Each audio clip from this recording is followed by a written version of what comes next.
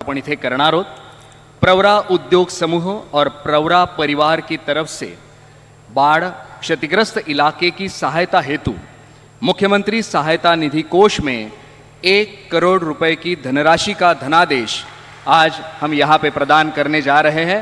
मैं विनती करता हूँ सन्माननीय नामदार डॉक्टर राधाकृष्ण जी विखे पाटिल साहब, सन्माननीय डॉक्टर सुजय जी विखे पाटिल साहब, सन्माननीय डॉक्टर राजेंद्र जी विखे पाटिल, ध्रुव जी विखे पाटिल, इन सभी से कि आप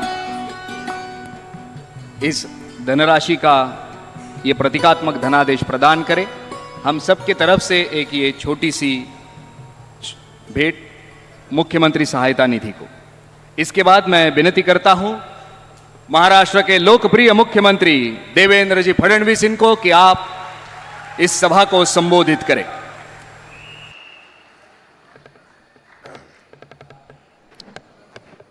हिंदवी स्वराज्याचे सरसंस्थापक छत्रपती शिवरायांना मानाचा मुजरा करतो।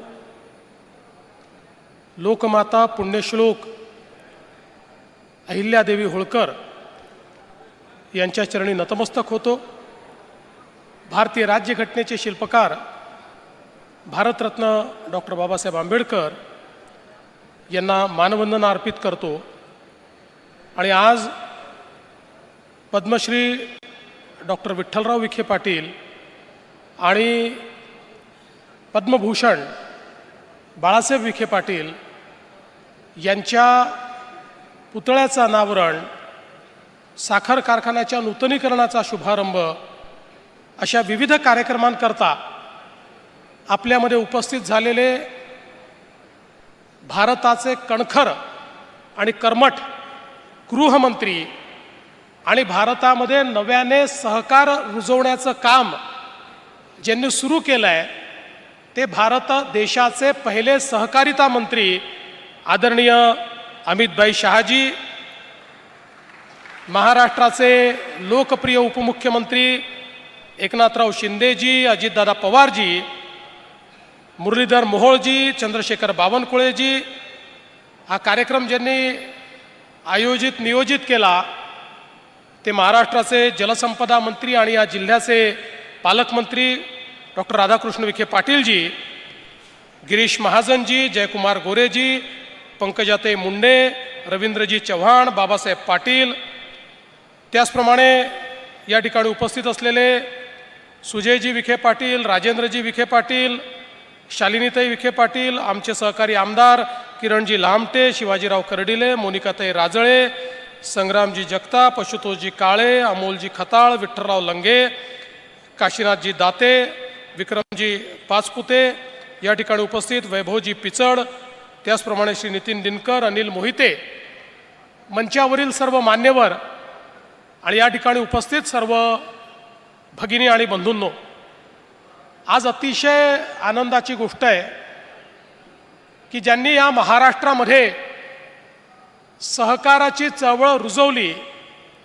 ते पद्मश्री डॉक्टर विठ्ठलराव विखे पाटील आणि ज्यांनी सहकार आणि जल नियोजन या क्षेत्रामध्ये या महाराष्ट्राला खूप मोठ्या प्रमाणात जागृत केलं असे पद्मभूषण बाळासाहेब विखे पाटील या दोनही महनीय व्यक्तींच्या पूर्णाकृती पुतळ्याचं उद्घाटन आज या ठिकाणी झालेलं आहे।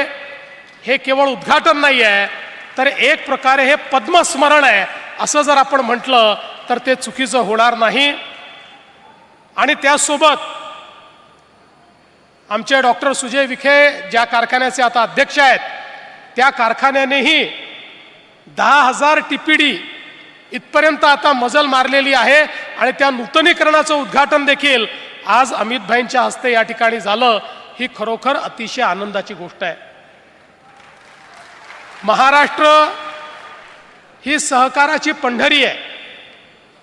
त्या सहकाराच्या पंढरीमध्ये खरी ही पंढरी निर्माण करण्याचं काम ज्यांनी केलं आणि त्या काळामध्ये डॉक्टर विठ्ठलराव विखे पाटील असतील, त्यांच्यासोबत गाडगीळ साहेब असतील, मेहता साहेब असतील, यांनी पहिल्यांदा या सहकारी चळवळीची मुहूर्तमेढ करत पहिला सहकारी साखर कारखाना निर्माण केला, तो यशस्वीपणे चालवून दाखवला आणि त्यातून ही सहकाराची चळवळ मोठी होत गेली आणि या महाराष्ट्रामध्ये ज्या ज्या भागामध्ये सहकाराची चळवळ पोचली, सहकारी साखर कारखाने पोचले, तिथला शेतकरीही समाधानी झाला आणि त्या ठिकाणचं उद्योगीकरण देखील चांगल्या प्रकारे झालेलं आपण बघितलं. आणि म्हणूनच आज या संपूर्ण सहकाराच्या चळवळीत त्यांचं स्मरण करणं, खरं म्हणजे विठ्ठलराव विखे पाटील साहेब हे नाडी तज्ज्ञ होते. अनेक लोक आपली नाडी परीक्षण करण्याकरता त्यांच्याकडे यायचे आणि नाडी परीक्षण करून अचूक निदान करणारे हे पद्मश्री त्या ठिकाणी होते. पण व्यक्तीपेक्षाही समाजाची नाडी त्यांना योग्य समजायची. त्यामुळे समाजाच्या नाडीचं योग्य परीक्षण करून समाजाला काय हवं आहे, शेतकऱ्याला काय हवं आहे, समाजाचं स्वास्थ्य कसं चांगलं करता येईल, या विचाराने हा कार्यक्रम त्यांनी या ठिकाणी रुजवला.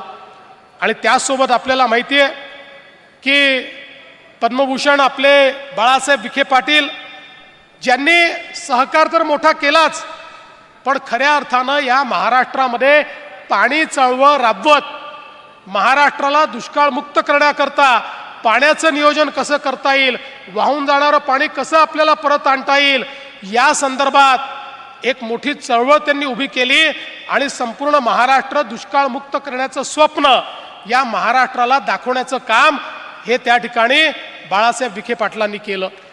मला आठवतं, माझ्यासमोर देखील एक मोठं प्रेझेंटेशन त्यांनी या संदर्भातलं केलं होतं आणि त्यावेळेस मी त्यांना सांगितलं होतं की हे स्वप्न पूर्ण करण्याचं काम आमचं सरकार करेल आणि आपण त्यानंतर त्याच भूमिकेतून या महाराष्ट्रातला नदीजोड प्रकल्प सुरू केला.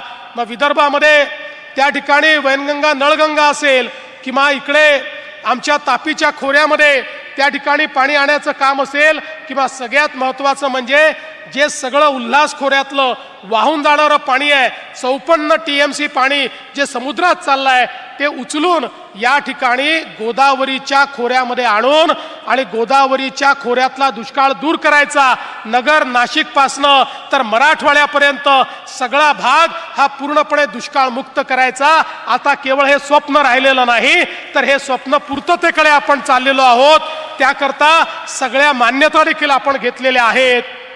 आणि मला या गोष्टीचा आनंद आहे की बाळासाहेब विखे पाटलांचं स्वप्न पूर्ण करायचं होतं आणि म्हणून यावेळेस ते स्वप्न पूर्ण करण्याची जबाबदारी आम्ही त्यांच्या सुपुत्रांनाच, राधाकृष्ण विखे पाटलांना दिली आणि त्यांना सांगितलं, बघा स्वप्न पूर्ततेपर्यंत आम्ही आलो आहोत, आता पूर्ण करण्याची जबाबदारी तुमची आहे.